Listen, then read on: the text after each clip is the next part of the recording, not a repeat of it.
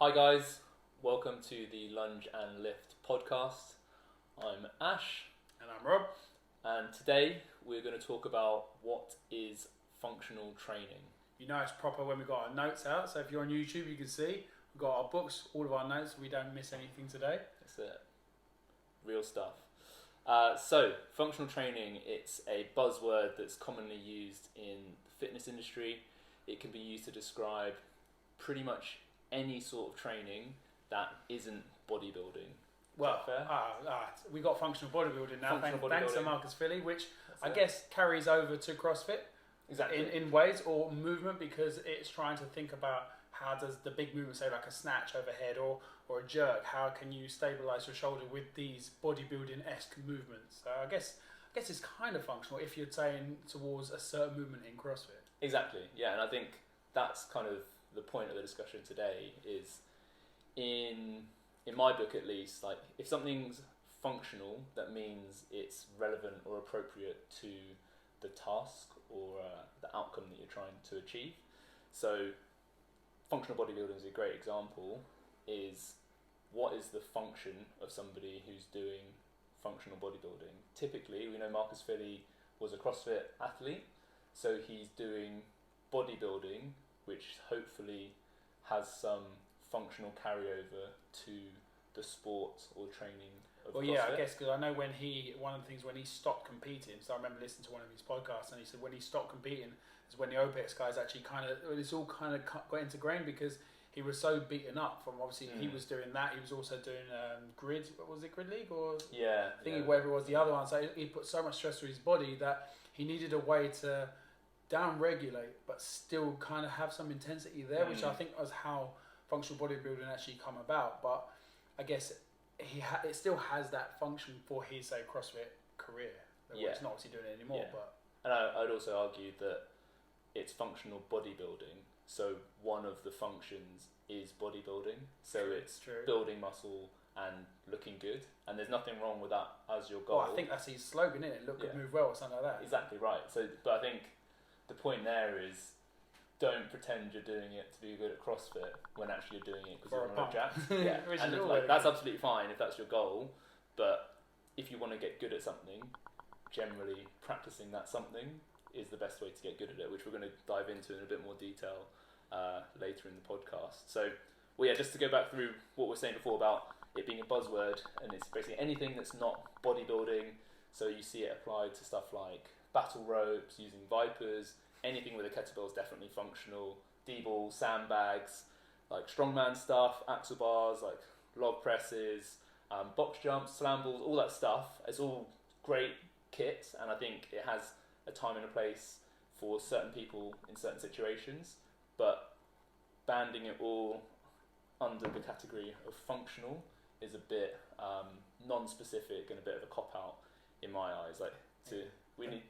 I definitely feel that's what, because obviously where I work at Virgin Active as well as WIT, you obviously work at gym box, and when they have their functional areas is where all these bits of kit are. Yeah. You got there'd be somewhere to do some pull-ups, and then there'd be the barrel ropes and the kettlebells and the Vipers, which are a whole different kettle of fish. Yeah, exactly. I mean, they're all great tools to be applied in a specific situation, and I think that's the first point is, what is your goal? What's the task you're trying to achieve in your training, or if you're a coach with your athlete? And once you've identified what that task is, you can then evaluate whether a certain piece of kit or training modality is functional for their desired outcome. And I like to categorize training, nutrition, a lot of things under the three categories of either for aesthetics, so like bodybuilding would come under that, where you're training or eating to look a certain way, or you've also got performance, so if you're an athlete, you play sport, you want to be able to perform well, that would be the second category. And the third one is health, like if you're just looking to live longer, be able to live a normal life and go about your daily tasks without restriction or being held back by, say, pain, injury, or just lack of capacity to do so. Once you've identified sort of the blend, it's always a blend of all three. You can't optimize for all three at the same time, but you also can't really do one in isolation fully. Then it's about identifying what is your goal within that category, and how can you take steps towards that. So I guess with that, if you're training for performance, in turn that's going to help with your longevity to a degree. Exactly. If you go too much of an extreme of performance, it's going to take away from your longevity because then you're actually more beaten up. Exactly. So as you say, like, or if it's just aesthetics, then you're not really functional for day-to-day movements. You might hurt yourself doing the most basic of Yeah, things. spot on. Like I say, if you think of it like like the Pro Evo, I think it's a pentagon with all the different attributes. If there's a triangle of aesthetics, performance, and health, in the middle there's a lot of carryover. So as you're growing the middle of the triangle, like doing some exercise, getting good sleep, eating well, generically, that improves all three areas. You're going to look a bit better, you're going to feel and perform a bit better, and you'll probably live a little bit longer or have a better quality of life in the middle. But as soon as you start to push towards the extremes, you've got top end bodybuilders. They definitely aren't going to live the longest lifespans, should we say. There's definitely some health complications that go along with everything they do to their bodies in and outside of the gym. If you go to the top ends of performance, you've got Olympians and really elite athletes who are training for 4-6+ hours a day, really hard work, putting a lot of stress and strain on their body. We know that most of them come out of their careers with at least some form of long or chronic injury because they just put that much work and force through their bodies.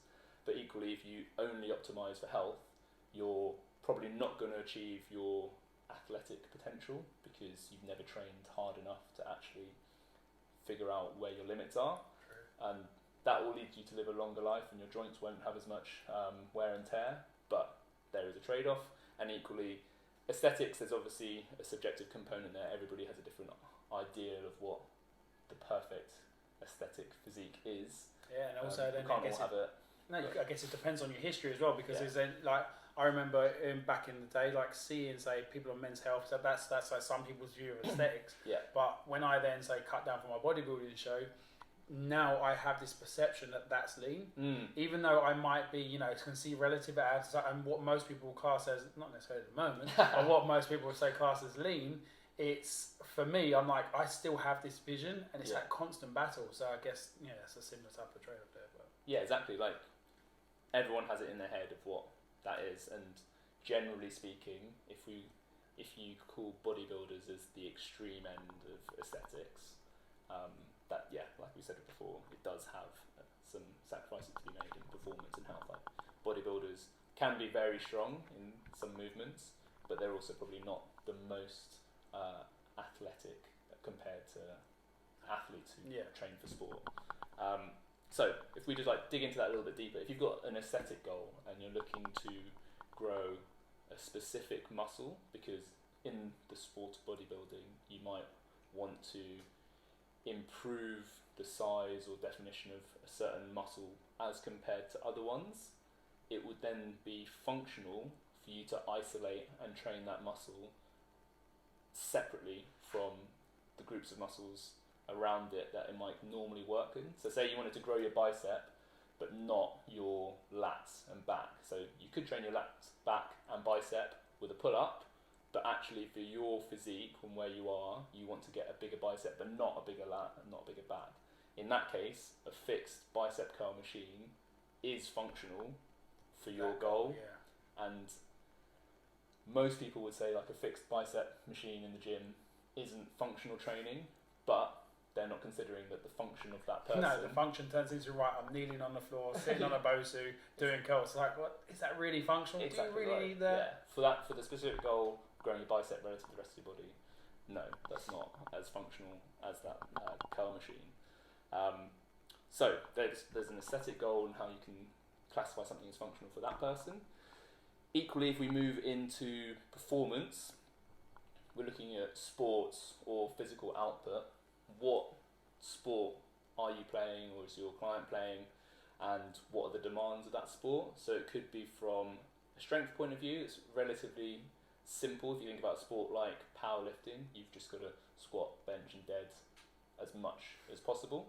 Sounds simple, obviously there's a bit more to it than that, but that is on the day, that's goal. all it is. Like that's what you've got to get your body prepared to do. So what are what's your training look like to enable you to perform on the day? So obviously practicing your squat, bench and deadlift is going to be a huge part of your training. If you don't practice those skills, how do you expect to perform on the day? Because it's having those cues of basically understanding, cool, when I squat under pressure, when I step back, I'm going to then make sure I do the same walkout routine. I'm going to drop down into the same bit. I'm not going to let the day, let the load, all that lot dictate how I move. Exactly. So then that gets the thing of ingraining the same movement pattern over and over again. Just means you eliminating surprises, right? Basically. Exactly. Yeah, and that's a fantastic point about the pressure of the day and performing on a stage. So you might have hit PBs in the gym regularly, and you're in the form of your life in the week running up to a comp. Like body's feeling really good, but then suddenly you're a bit late, you've missed your bus to go to the competition, you're a bit flustered, you haven't packed your food and your drink, so you nutritionally a little bit off point, and then someone who's supposed to watch you hasn't turned up and you're trying to help them find the venue. All these little things that are going on and the stresses of on the day performance is another part of the function, because it's not just squat, bench and dead as heavy as possible, it's squat, bench and dead as heavy as possible in these circumstances. So the psychological preparation is a massive component. I guess that's also key though, because you say that sometimes people perform better on the stage. Yeah. So that's thing. So I know, for instance, in the gym, it's right. I often say when I'm coaching stuff, if you base off your 100%, which is when the stars aligned, you had all the good nutrition, like you said, you slept well, everything was right. Your normal bar that you use, surrounded by the normal people, everything's there, and you lifted the max lift. Bang, you got, that's now your, say, 100 kilo squat. Bang, that's now your total. And you turn up on a random Tuesday and you're feeling a bit like shit and you've had a bad night's sleep. In my case, say maybe my daughter's kept me up, or I've just decided to start watching a film. And then I go into the gym on Tuesday expecting to be able to squat 90% for 2 sets of 2. And that's just not going to happen, because if I don't feel 100% like I did on that day. Exactly. So, but then I guess when on the stage, that's why people don't base a lot of their percentages off of their competition PBs, because it could be they might thrive in that environment. Yeah. They've probably got the smelling salts out, adrenaline's pumping, I tried them once. Never again. Really? So I probably didn't do it properly. I did take a way too big brief, and it hurt. But that was kind of when I first got into powerlifting at the gym. But probably not the best thing to do. That was bad. I'd like to try it.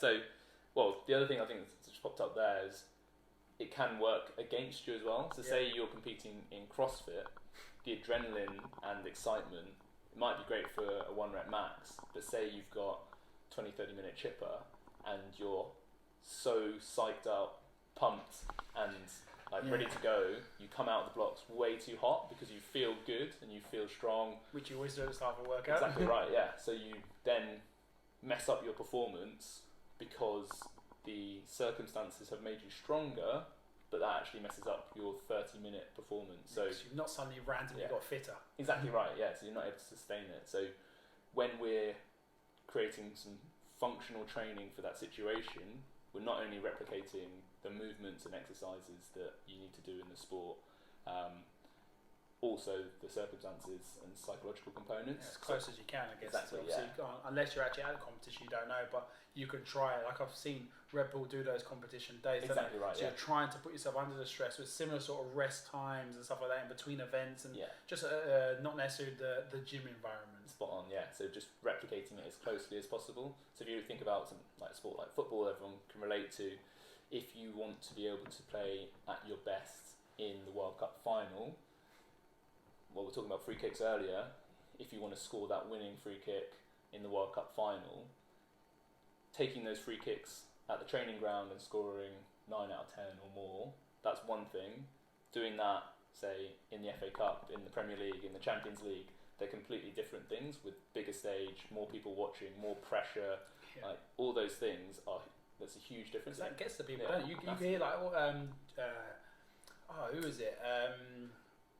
With the rugby, Johnny Wilkinson. Oh yeah. How he said how after he kicked his winning kick, he went through a period depression and stuff. It's a mental, the physical, that pressures that goes on. Oh yeah. And just how you, as you said, you had all that pressure on you, and you don't train, you don't know that, and imagine that high that you get, and then the crash must be mental. Yeah, I think that's a big problem for a lot of athletes actually after they've sort of retired, and sense of purpose goes a bit. But yeah, so in terms of functional training, let's bring it back to sport. How do we replicate the sport, not only from the skills of the sport, the movement and mechanics, the intensity, duration, all factors that you should include, and the psychology and pressure, like as much as you can build in, that's actually functional for that athlete to perform their sport. And I think a lot of people get carried away with cool or exciting exercises that are classed as functional, even though they're not necessarily that relevant to the sport. Like the classic one you see quite a lot is battle ropes, like people waving battle ropes up and down, and just because it's functional, so say it's a basketball player, do they need that? Like, is that a motor pattern that carries over really well? Well, I guess you've got a little bit of upper body condition, and they've got to be tired, so then they might have to throw a 3-pointer or something. I guess that's the function. Yeah. But I mean, is it really functional? Well, I think it's not functional. But the question I want to ask is there something you could do that's more functional? So could you shoot a heavy ball? Could you like have some jostling exercises against the partner and then have to do it? So it's a much more direct carryover to the sport rather than just real basic comparison of I want their shoulders to have better endurance, so I'm just going to do stuff that's tiring for shoulders. That's obviously correct on a very low level, but if you want to get something really, really functional, I think we can do better. And I think just to round off the 3 pillars there, the third one is health. So here we're just looking to identify what's the desired outcome from a health perspective. Is it certain like blood panel results? Is it lack of pain when performing day-to-day tasks? Is it like the ability to do whatever they need to do in their normal life? So one of my clients get back pain because when he'd pick up his daughter out of the cot, it was at a really awkward angle and he's having to reach very far. So he could deadlift fine with the bars nice and close to him, but as soon as he gets into that awkward reach where the weight is now further away from his centre of mass, that's when his back lit up. So for him, a conventional deadlift, while it's still a good and valid exercise, doing lighter weight lifting in an awkward situation, maybe slightly off balance and away from his body, would carry over more to the thing that actually causes him trouble. And I think that's where you can again be a bit smarter and move away from the traditional exercises and get a bit creative to say, actually for this guy in this situation, this is where he struggles. Deadlifts will have some carryover, but it might look a bit weird, but his daughter probably weighs like 10-15 kilos. If we get a dumbbell or a kettlebell over here, get him reaching in different directions, different planes of motions, his body won't experience such a system shock when he's doing what he needs to do. And for him, we could get him to deadlift 100 kilos, or we could get him to pick up 10 or 15 kilos at an awkward angle. That one's going to have a much bigger impact on his health and his life. You've got to be careful, because obviously this is when we talk about being creative, but then it's like you need to still be creative with purpose. Yes. Because otherwise, this is where you get the classics BOSUs, barbell back squatting on a BOSU with a band around the neck and knees and, doing that stupid stuff. And it's just like, okay, you might have the balance function there, but is there a better way to be balanced? So I guess it's that sweet spot of how functional does it need to be, and how just ridiculous is it? Yeah, exactly. And I think that that moves us on perfectly to the next point is at Red Pill we have the concept of a functional continuum. So it's basically a spectrum where at the top end of the continuum you have the end goal, so say scoring a free kick in the World Cup final. At the bottom end is like you're really breaking things down to their simplest, so it could just be someone's broken their leg and they're just starting to walk again. And when we're making decisions about how we train somebody, we're always deciding where on that continuum are we spending our time to get the most value from our training. And if we go back to that free kick, free kick in the World Cup final, free kick in Champions League final, Premier League, training grounds, Sunday League, yeah, and then we can start breaking it down into like biomechanics. So the ability to plant the left foot before you strike the ball. Is that foot stable? Is that hip stable? And there's an infinite number of ways we could break down that end skill, like replicating the psychology or whatever. But once you've actually identified that top end function, you have a basis with which to evaluate all of those decisions. So if we go back to that guy who's back squatting on a Bosu with bands everywhere, I don't think he's thought about his top end function. No. Like, he probably is doing that because he thinks... He's on Instagram and he's like, do you know what, this looks cool. Yeah, the more elaborate it is, the more he's getting out of it, which I don't think that's a valid line of logic. If his goal is to improve his stability while squatting, then we can look into, like, is he able to stabilise even just without a Bosu ball and without bands? Most people could make more meaningful practice in stabilising their squat with their feet on the floor. Like, they don't need the instability of a Bosu. They're unstable enough as it is. Do you know, this actually, I think this relates really well to, you talk about the function and obviously how it's such a buzzword, but it's like same as like when you get so many different clients as a PT. You get so many different people in, and it's so easy to sometimes forget their overall goal and function and train it based on how you train or something like that, because it's like, so if I have, say, a 60-year-old woman that is just coming down the gym to, just move for that longevity, she's on that side of things. So yes, I want to get her stronger, but does that mean she needs to max out on the deadlift? No, probably not. But what that does mean, she needs to be able to get on the floor and get back up. Can she sit down and stand back up comfortably, with support, without support?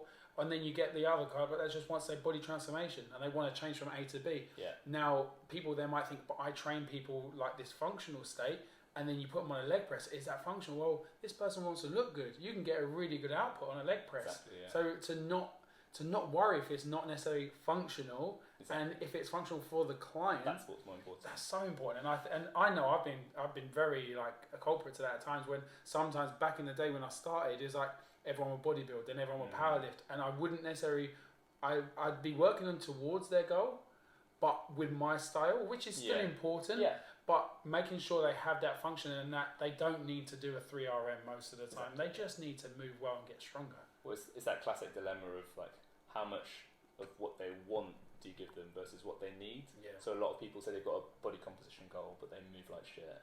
Like, I couldn't like willingly, with peace of mind, like hammer them on a leg press, knowing that they can barely squat, because they're going to develop an excess of strength in their legs, which they actually can't control. And I guess that comes in down to, like, say, how you'd structure your session. So you'd probably start with the stuff that they're bad at, then you finish them on the leg press, like that thing. So you're getting that balance of both. And I guess that goes into, say, session design, which is one of our later topics that we're going to cover. But I think that's the function it's so important, especially as a PT. And even if you're not a PT and you're thinking about your own training, sometimes just writing out what your overall goal is and what the function of that is so important, because even for your own stuff you can forget, and you get led astray by what you see on social media, what you do, and or what others do. You jump in a class, and which is great, community and stuff like that, and the psychology that side, it really hammers that. But does that now take you further from a goal? Yeah. So that's exactly it. And I think to put people's minds at rest, you might be doing that. Fun is part of the massively functional. Right, it's got FUN in it. Exactly, and that for your mental health is really important. So it doesn't mean that we're not saying that every part of your training has to be specifically designed to a really well-defined goal. Sometimes your function is just to continue moving and enjoy your exercise and make it a habit, and that's absolutely fine as well. Right. What else did I want to say? Well, how about this as an idea? So I think a couple of case studies, because I know myself, so I'm going to use myself as an example here, just because these are, say, 2 injuries and, say, function. I need to then necessarily think about a way to get back in. So I kind of strained my adductor yesterday, right? So I done it sprinting. So as you may or may not know, I don't do loads of sprinting, and so I like to kind of keep things towards like the powerlifting, bodybuilding, and some CrossFit, which obviously includes running, but very rarely does it involve max effort sprinting. And I was told to kind of give a max effort sprint for say 6 to 10 seconds, which was completely valid. And I kind of just went a little bit too hard and gave it a look, as you do, with a bit of ego and stuff and testosterone. And yeah, it kind of strained it. So I'd done another one just to make sure it's in. If it was just to make sure it's proper messed up. But I didn't go hard. And I went for like about 6 to 10 effort and noticed that it was a bit too much strain. So as a function, what would be now a really good, say, application of tools to use to make me better? Is there a functional exercise? Or? Absolutely. So, well, this is a great example because the function is for you to be able to sprint without pulling a muscle. True. And your training, through many lenses, it is functional because it's getting you, like you're going to compete in a powerlifting comp later in the year, so you are progressing nicely towards that function. But even though your training is functional for powerlifting, it's not being functional to prepare you for sprinting. And that's where I think we need to be clear, is something isn't functional or not, it's functional for a specific person in a specific situation. So could I, for instance, because obviously you say that probably means my adductor, which I know isn't the strongest of adductors, so we say, but is it could definitely be. So could I do like a strengthening exercise to make it more functional, so that if I did sprint, that it wouldn't go again? Yeah. So, well, first of all, it's worth saying that the reason you sprained your adductor, there could be many reasons as to why that's actually happened, but let's make it really simple and say your adductor just wasn't strong enough to hold up under a max effort sprint. So we could say, as a line of thinking, I want to make my adductor stronger. Okay, if we go to the gym, most gyms will have the most classic adductor machine. Have a sit down, open and close your legs. I might have used one once in my life. I don't think I have. Maybe the girls use them. I don't know why. Well, yeah, I don't know why. And that does work your adductor, right? So when you're abducting and adducting your legs, it's coming away from the body, bringing it into the body. Exactly, we're getting those muscles to work. So that is strengthening your adductor. So from that perspective, we can say that it is functional. However, if we look at your end goal of sprinting at max speeds without your adductor going, and we want your adductor to function well, can we do something that's a little bit more relevant or appropriate to the task? Because there's a lot of variables that are different between a max effort sprint and sitting down doing the abductor machine. So I guess probably let me just see if I can prescribe myself. So yes, that's obviously getting me stronger, but how about, so really it's going to be building up intensity in sprinting. So like running more, which I need to do more of, which we probably and because I do quite like running, right? But if you want to sprint, you definitely need to run. Yeah. So then I guess increasing intensity in my sprints, and it's like progressive overload with weights, getting myself more accustomed to high intensity, just bam, go.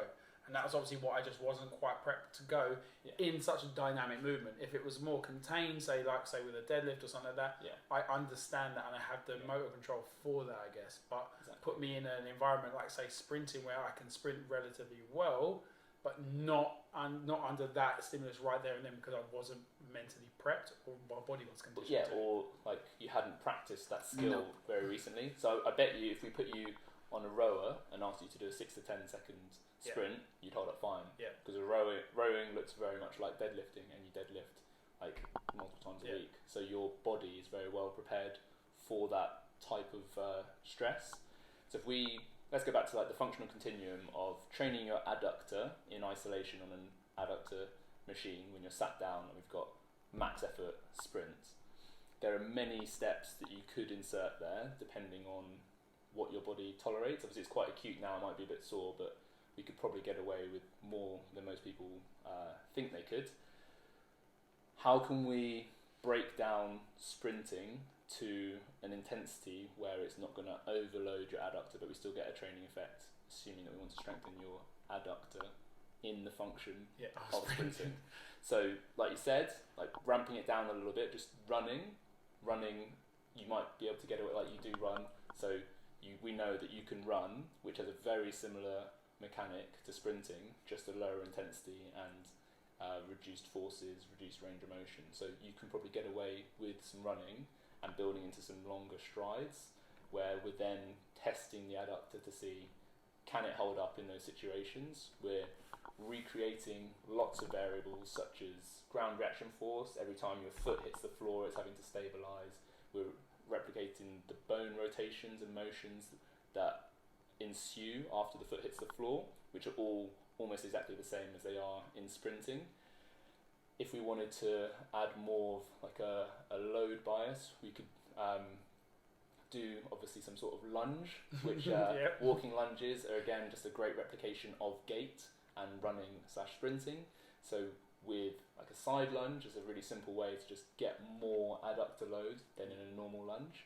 So all these things, we're working much higher up the continuum, closer to sprinting, still training your adductor. It's not such a direct hit, and I'd argue the adductor machine is mainly for bodybuilders who want to grow an adductor as compared to everything else. I want to grow my adductor, which is a funny thought. Yeah, No, I know, it's true. Right? That's why, you look at someone like Ben Pekulski when he was back on, say why his legs were so good, was because he used to do this. He hit all the angles and made it as big as they were. Exactly, yeah. And so for his function, that is appropriate. But for you, looking to sprint maximally, I think we can keep you higher up the continuum, so you're doing things that have a more direct carryover to actually running and sprinting. And once we're happy that your hips and feet are functioning well in those scenarios and you're not pulling your adductor, then we sort of start to build the intensity and speed, probably not jumping in with 100% max effort on day one,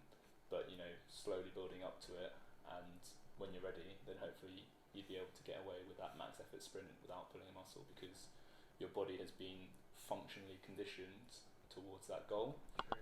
So I think it sounds quite complicated when we dig into it in that much detail, but just that line of logic of evaluating actually where you want to get to against the different variables you can control, it's not as complicated as I think people...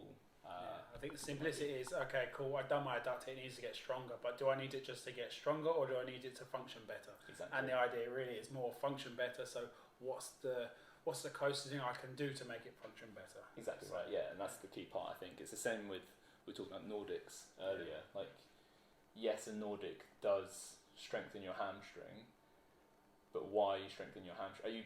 Are you trying to build a hamstring because you're a bodybuilder? Fair enough, like that's a really clean way to sort of isolate your hamstring and a bit of posterior chain, to overload those muscles without other ones taking on too much work. But if you're looking to build your hamstring for a deadlift, then maybe stiff leg deadlifts or RDLs have more carryover. If you're looking to strengthen your hamstring to play football, then something where you're lunging or running is going to have more carryover, or striking a ball. Like, those demands on the hamstring are very distinct. So if you're trying to train to prepare for that function, keeping your training as close to that function as possible is going to serve you better, because you're replicating the forces, speeds, intensity that's going to come about. Because how fast do you do a Nordic? It's taking, sometimes they're looking for like 10-second eccentrics. Yeah. The speed at which your hamstring is lengthening and contracting in sport is like milliseconds. So if you want to prepare against those forces, you should be dosing those into your training. And I think if we delve a little bit deeper and just think about it a little bit harder, we can actually make use of all those tools, like what we were saying before about, slam balls, kettlebells, vipers, awkward objects and D-balls. They're all great tools just to be applied in the right scenario. It's not as simple as this is functional and this is not. Like, we need to be clear about where we're going. I think that's a really nice takeaway from it. I guess the thing of basically the fact that it can all be functional, and don't demonize it or anything like that, and understand the need and say the intent of whatever they're doing, but then make sure you're evaluating whether it's in your own training or your peak clients training, that it does serve their overall goal. And I think that's a really nice way to kind of like finish this off. The fact that we kind of, yes, there is a need for functional training and stuff, but just remember what is your end goal. Yeah, spot on. Consider it myself, mate. Nice, good, Right. awesome. Thanks a lot for tuning in, guys. Hope you enjoyed that. Definitely, if you can, leave us a 5-star review on iTunes. Like and share the video. Help us grow. Both our socials aren't exactly the biggest that we've seen, but it is what's yours? ashgrossman.coach, and Grossman's got 2 N's. Don't upset my dad. Mine's just @RobSalesPT. Links will be down below. But apart from that, thanks a lot for listening. I hope you enjoyed it, and we'll see you next week.